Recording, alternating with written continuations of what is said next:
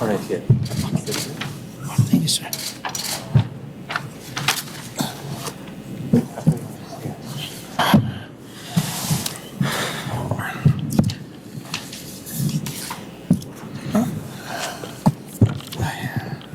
Right. Well, good morning, everybody. Thank you all for coming. My name is Ankit Bharat. I'm the Chief of Thoracic Surgery at Northwestern Medicine.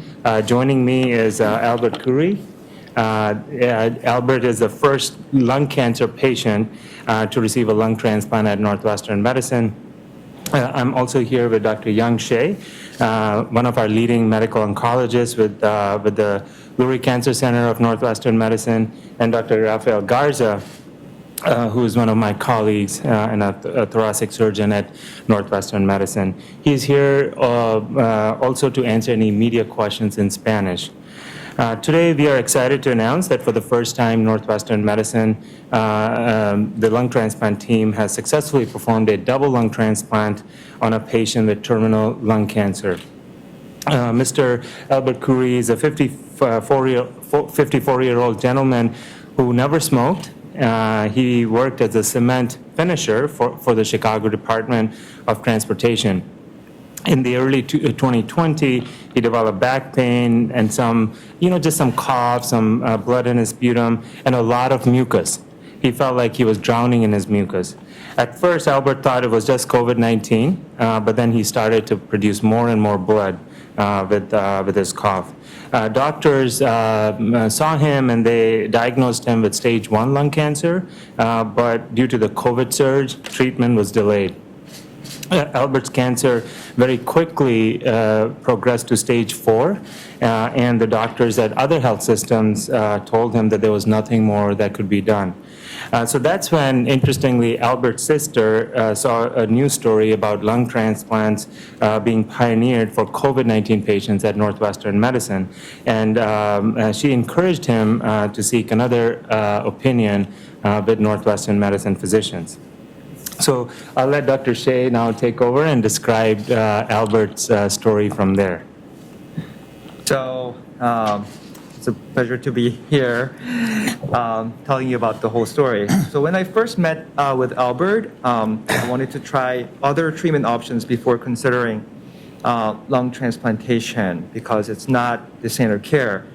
Until this point, no lung transplant has been performed on lung cancer patients at Northwestern Medicine. But Albert's health just continued to decline, and he ended up in the ICU on ventilator with pneumonia and sepsis. Both of his lungs were filled with cancer, and day by day, his oxygen saturation was dropping. So as I left Albert's hospital room, I thought to myself, could a lung transplant really be an option?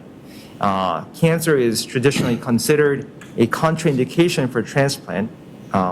So ironically, as I was walking down the hallway right after my ICU visit with him, I ran into Dr. Bharat and his team and explained Albert's situation.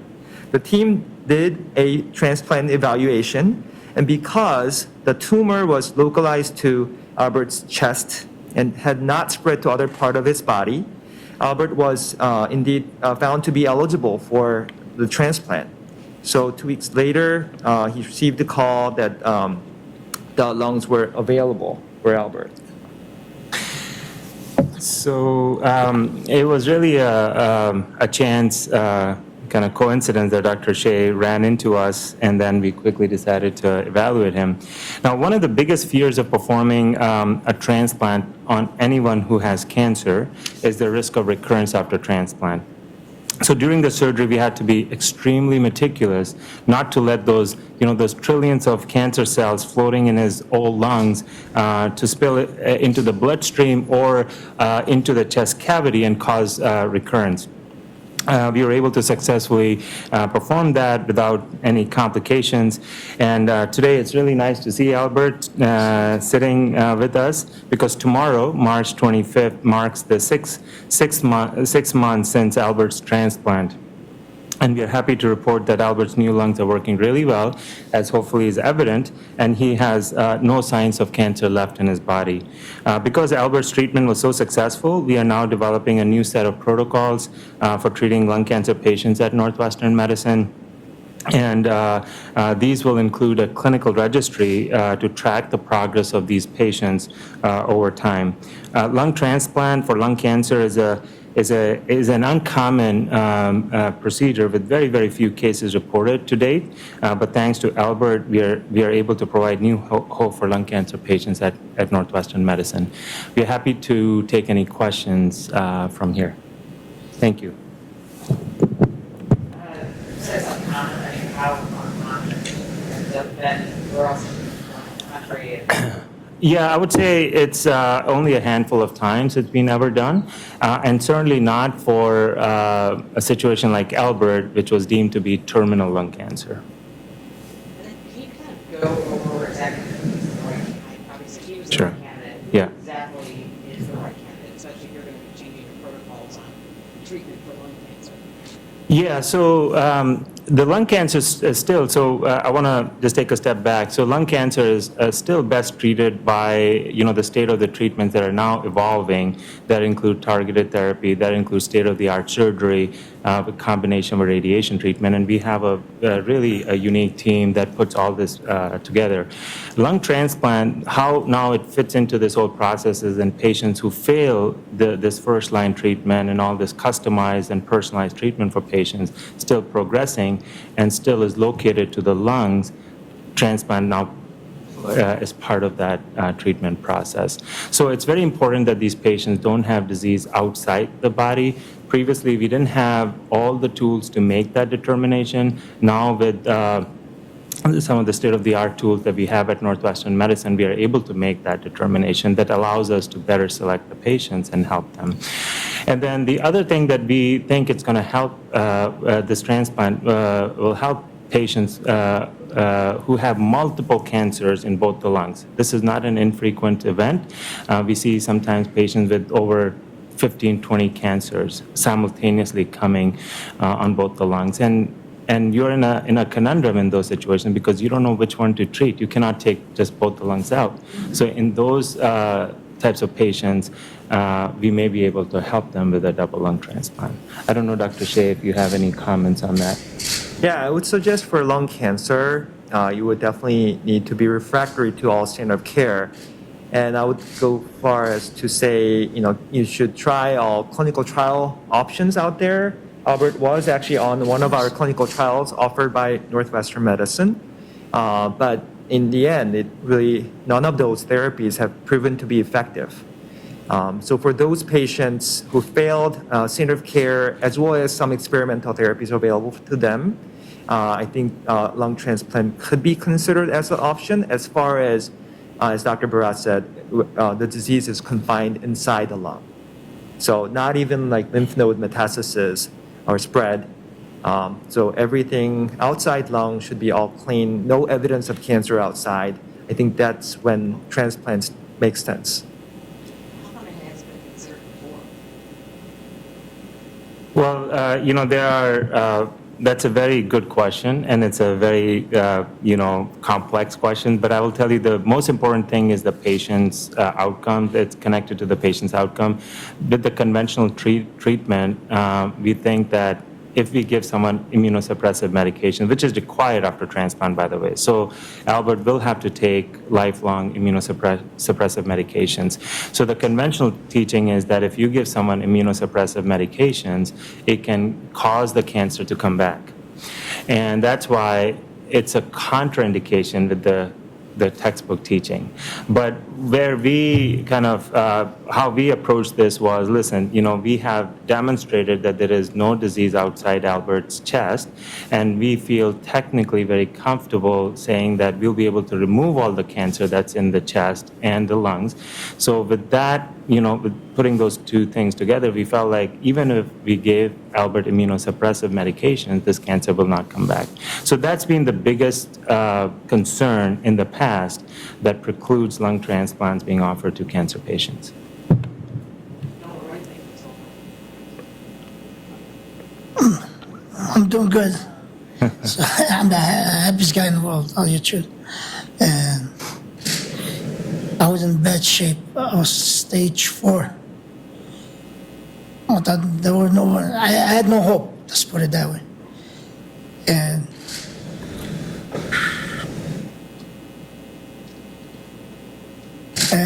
they didn't give up on me. Surgeon team, Dr. Che, Dr. Brock, and Garza, Tomek. I'm telling their name because they're like my guardian angels. You know, they didn't give up on me, and that's why I'm here. And when I came to them, this gentleman here, I told them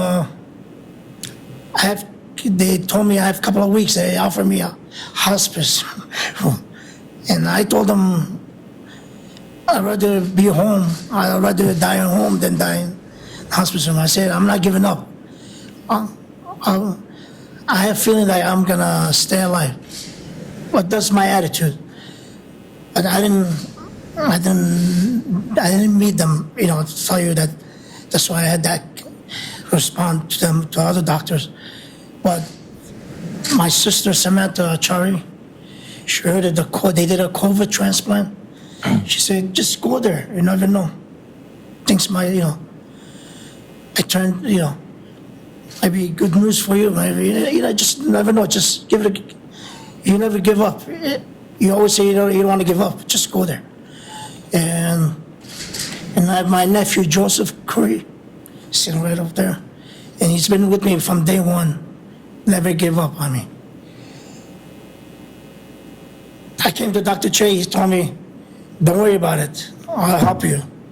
Forget about hospice or those couple of weeks, don't worry about it. I'm gonna help you. I'm gonna try my best to help you. Just, he showed his heart, you know, that he's gonna help me. And that's why I'm here. And Dr. Barak, he accepted the surgery.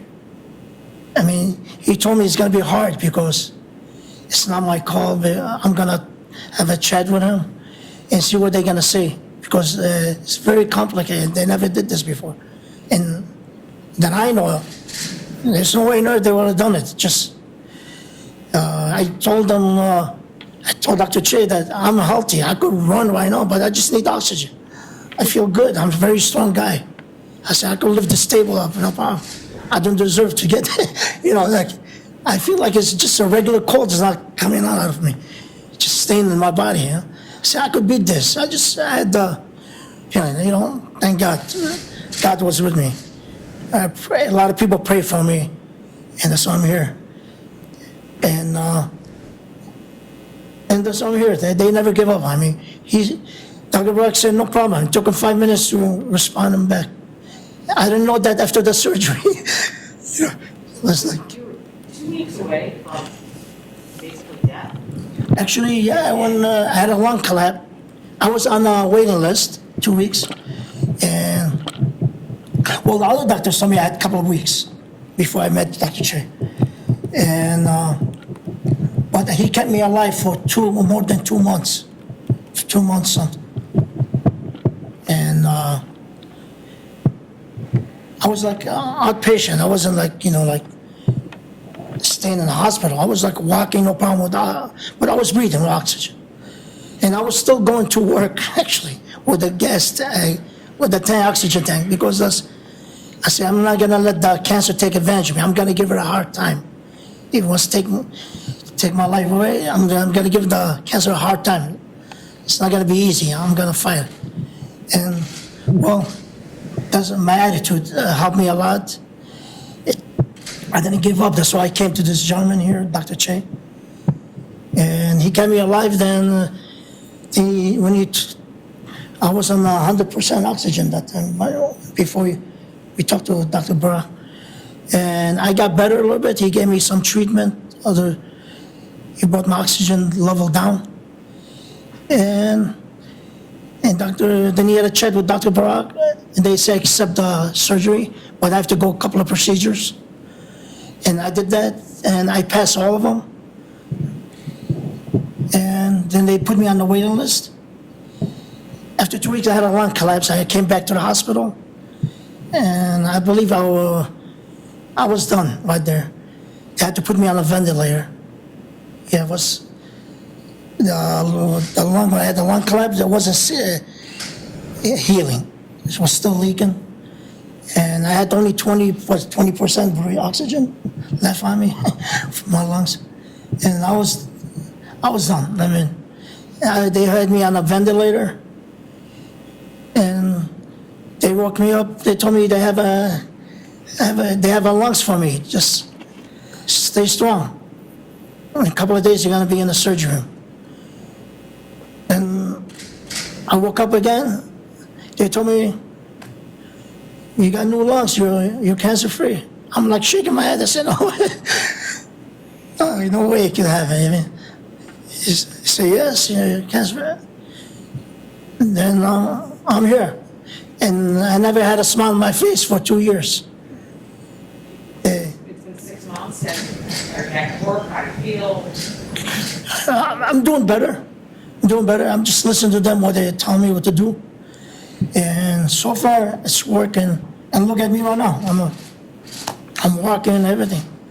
I've been walking for the last 4 months of the surgery. I was walking and everything.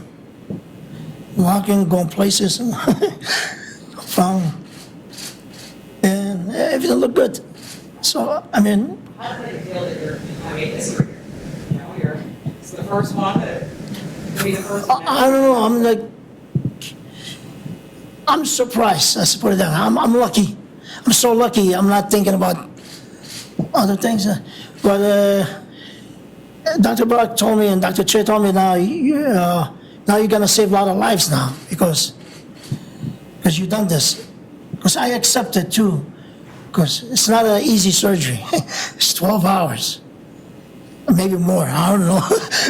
I'm just guessing. And they did a great job. I trust them. Let's put it that way. I know they're gonna do a good job. I know. I had the feeling. That's what my heart tells me. I trust them. Every word they told me. I had no other choice. You know, I just want to tell other patients they're dealing with this.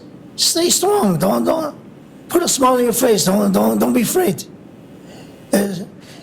Just come to Northwestern. They'll help you. Believe me. I had the best experience here. Trust me.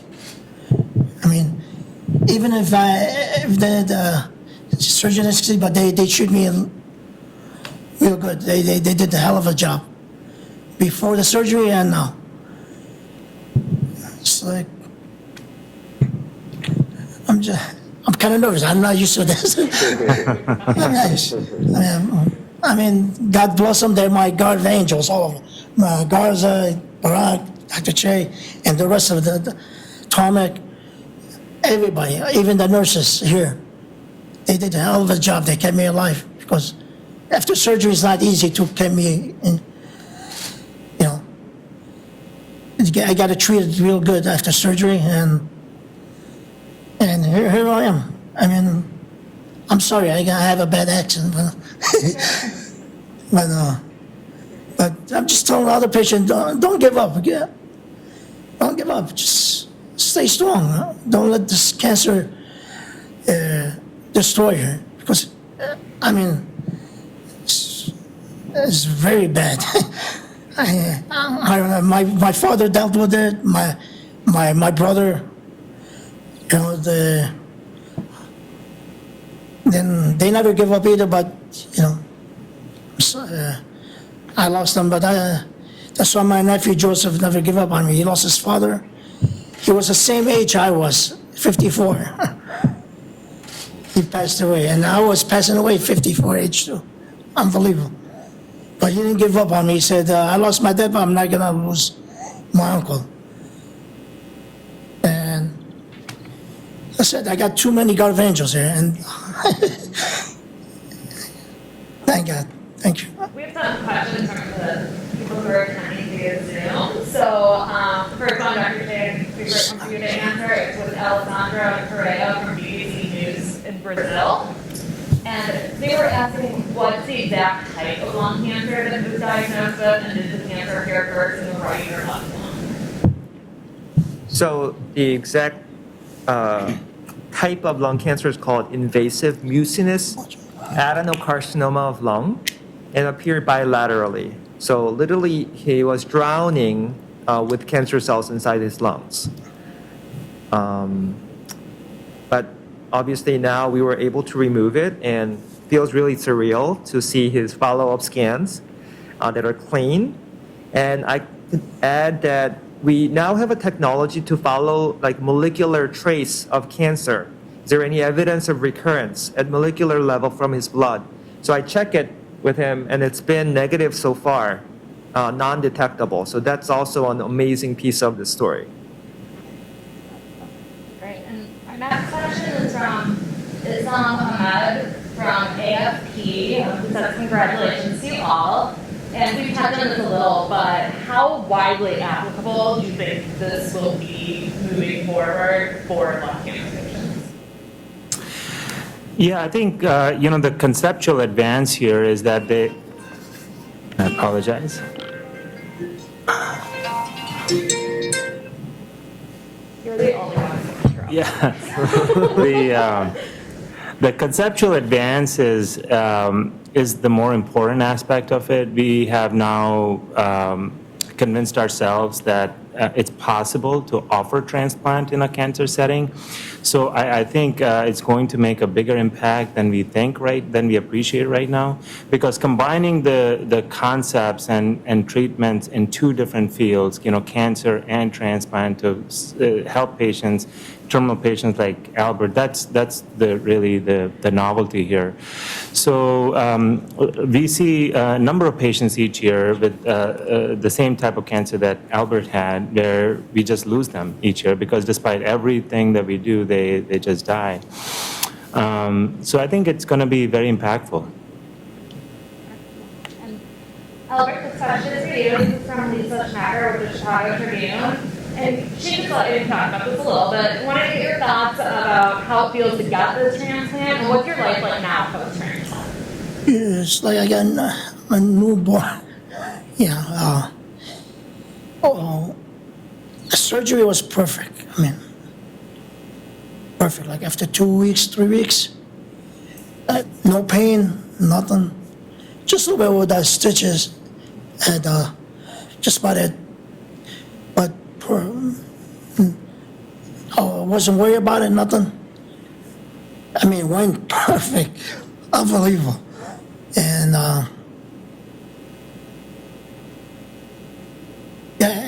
just, I had this guy in the world. I'm just like, I thought it was a dream. I was like, every time I'm going to sleep, getting up, like, oh, hey, I'm still alive, like, wow. Is there anything particular you're looking forward to doing now that you're I'm past just gonna enjoy life. That's it.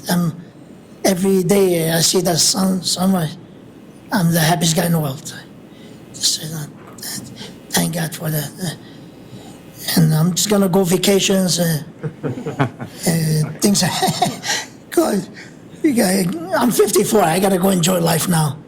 This is the biggest chance I have, and the biggest chance I got. To stay alive. Just enjoy life. That's it. Just I'm gonna. It's so special. Life is special. Believe me. After what I dealt with, it is special. Just don't be stressed out about nothing. Don't worry about other things. Just ignore. Life is special. Let's put it that way. And we have some questions for Lindsay. Albert, initially you thought that you had COVID at the beginning when all of this was starting. Yes, ma'am. Can you describe what you were feeling and what that was like? Yeah, I was at work, going to work, and I started having a pain.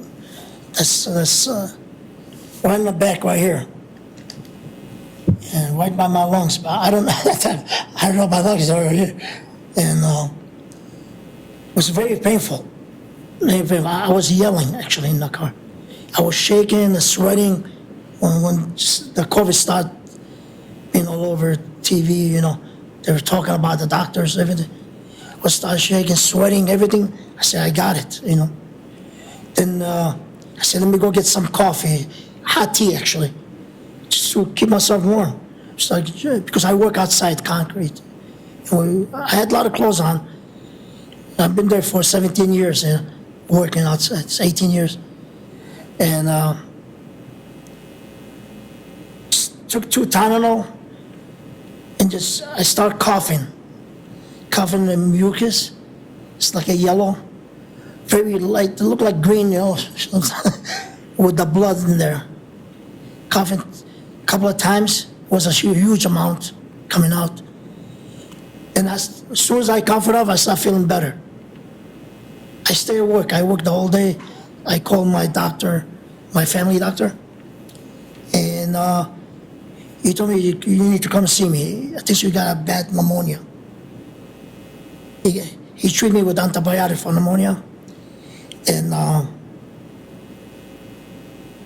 he told me go get,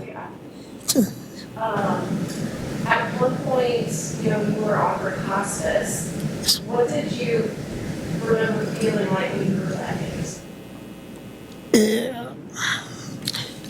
I got mad. Not mad at doctors. I mean, I respect them. They try their best. They treat me, but they didn't have the other option for me. And I got mad because I said, now I gotta figure out how I'm gonna stay alive. I'm not gonna let this hospice. I said, I don't believe in hospice. I know I'm healthy. I don't deserve to be in this situation. All my life I've been working on, but I got angry. I said, I gotta figure out. I told him, I told the doctor, I'll be back. One day I'm gonna be back and take you out for dinner. And I will do that. I'm gonna wait after a year. And he told me that you're crazy. He told me, you know how hard for me to go tell the cancer patients that tell them that we don't have other choice, only hospice. But you're a very strong person. I wish everybody just like you, that in your mind you're a very spiritual guy. Like you're not giving up on this. I said, I wish all the patients that like you would have been easy for me to tell them. But it's very hard for me to go tell every patient. You guys, And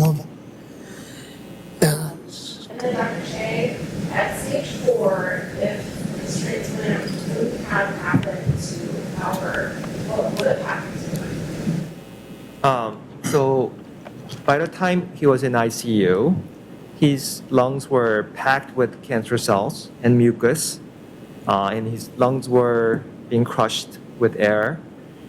So there is no more medical treatment available for him at that time because he was so sick. So literally his life expectancy at that time was days, not even weeks, I would say. He was really getting to his last moment. And I thought it was very surprising that he made it to the transplant surgery suite after being in ICU with such a critical condition. But what was amazing was that he was able to do well, hanging on through that transplant evaluation period because that takes time. And our experimental therapies that I've offered to him during that time did work. So his oxygen improved. Yes. And he was actually doing much better during that time. But medical therapy, in general, do not work forever. They will buy time. But for him, it did work to buy that critical time for him. So I'm very grateful. And another question for you. What do other cancer patients need to keep in mind if they see Albert's story and think the transplant could be right for them? So if their lung cancer is, even if it's in both lungs, confined to within lung and has not spread to other organs, perhaps including lymph nodes as well, then I think you will be able to ask this question, am I really a candidate? And you need to seek center that is specialized in lung transplant, and they will be able to evaluate you. And then Dr. Barak, just two quick questions for you. You kind of touched on this already, so just short and sweet answers. Since this is so rare, what implications could this have for other patients? Yeah, well, it's been rare until now, but based on the feasibility and what we see in Albert's success, I think it's going to become more common or less rare. And I think it just allows us to extend, as I said before, treatments both in transplant and cancer worlds to even help patients who have such advanced disease. So I think it's important for patients, especially who are dealing with really advanced stage disease, to seek centers that have expertise on both sides. And then you kind of touched on this at the beginning, but this was the first for Northwestern. How common is this across the nation and worldwide? Yeah, to the best of our knowledge, it's only been reported in a handful of cases, and certainly not something that is, performed in patients like Albert. So I think we are, based on our clinical registries and so forth, we're going to hopefully be able to, help more patients who are going to reach out to us through this mechanism. And then Albert, tomorrow marks 6 months cancer-free. Yeah, What are you right? going to do to celebrate? I'm going. So, I'll go out with family for dinner or something with my siblings. Yeah, they've been helpful. Just one last question. When you talk about how rare this is, how complicated this is, so what is it about Northwestern Madison and the Lurie Cancer Center that makes us uniquely qualified to offer this to patients and offer this effort? Dr. Shea, you want to? Yeah, I think our multidisciplinary team is great. We communicate each other. We're actually in the same space, so we could sort of talk to each other in the workroom together, always discuss patients. So it's that openness and eagerness to talk to each other about any questions, any new ideas. So I think that's what also made difference in our care. Yeah, and I'll just add to that, very frequently we see, institutions specialized just on cancer or just on transplant so I think what I feel very privileged, and some of this is a little bit self-serving since I work here, but the fact that I have colleagues who are willing to think outside the box, who have expertise in cancer. I have colleagues, on the other side, on transplant side, who are willing to accept that, and then just combine all those principles. And that's what I think is unique about us, that we have the top care in all specialties, so we can combine the principles and help patients like Albert. Clarification. I know that your sister is the one that mentioned Yes. Northwestern had a lot of lung transplants. I mean, I can't imagine the light bulb go off because of the sister, or do you guys actually, this was something that you had already thinking about? Yeah, no, it's Or with other patients, or how did, I kind of hear how this transpires being the first one. No, it's a great, again, thank you for that very good, great question. Actually, I truly think it was a chance event that Dr. Shea, was thinking about this and came up. We had never thought of doing a transplant for someone as, in the situation as Albert. But I will say that having done all these COVID transplant really set the stage for us because, one of the crucial things in doing transplants for COVID patients, which are absolutely the most difficult procedures that can be done anywhere, in my opinion.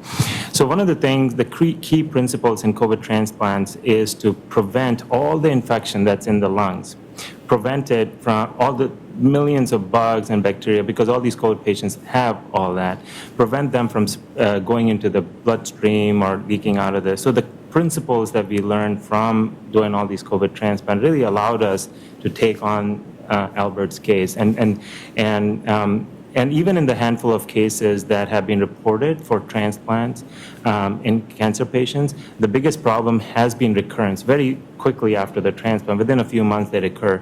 But the lessons that we learned doing COVID transplant allowed us to very meticulously perform his operation so we don't spread anything. So I think it was all connected.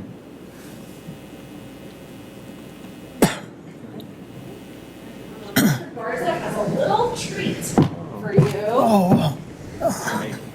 Oh, wow, there you go. Right. Challenge to celebrate Mr. Great. Congratulations. Thank you, sir. Thank you. It's a pleasure. And Thank you. yeah, you also have another. All right. Oh, my God, that's too much. Oh, wow, these are, you gonna show them? These are little lungs? Oh, yeah. Lungs on the top. You show it to them. They're my new lungs. Let me go. Okay. Smoke. Here you guys. Thank you, sir. All right. We're good? All right. You, Well, thank you all for coming and for Thank your you. interest. Really appreciate it. Thank you. thank you for the gift. I appreciate it. Thank you very much. Curry, what? Yeah, with the KHOUR. Yeah, it's like, it sounds like C, but it's not.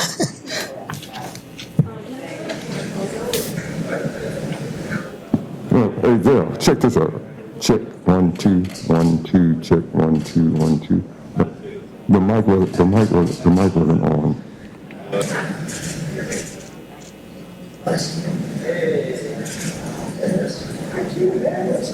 See you in a few weeks. Thank you very much. Good job.